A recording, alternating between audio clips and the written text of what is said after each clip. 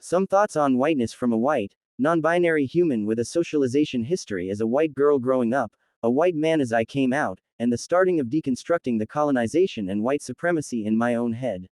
The most insidious and violent of racist is the racist in our own head.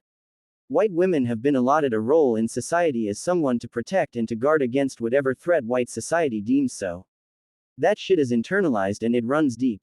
This has been going on for thousands of years, even though the reality is that the protecting isn't to protect life, but rather to invest in an investment of flesh, rather than honoring of a human being.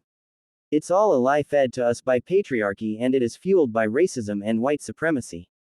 That being said, it is still a go-to in a lot of colonized minds and thought patterns.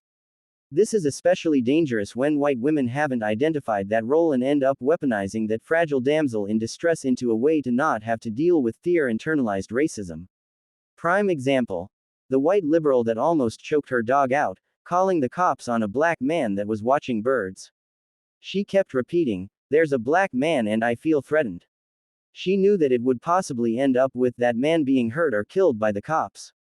She did it anyway. She weaponized her fears and racism by playing the victim. That will and has gotten countless BIPOC men and women killed or put into the legal slavery of the US prison systems. If we, as white people, truly want to work on our racism, it's time to look at this part hard. It is okay to see ourselves as the product of a white supremacist society. That's real. It is not okay to play victim and to use our roles as white women, femmes, non-binary, men, queers, what have you, as a weapon against those we are claiming to work with or for, as white allies.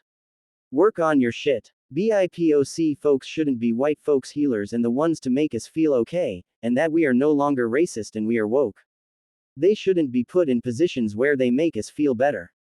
That's a bunch of racist shit too, honestly. I may have more thoughts on this, but my phone is dying, so we'll wrap it up with this. White folks are socialized racist in this country. Full stop. White folks are responsible for dealing with our own racism, without proclaiming how much work they are doing or have done. If you haven't done the internal work, you are just another weapon, waiting to unload on someone not white. Stop weaponizing whiteness.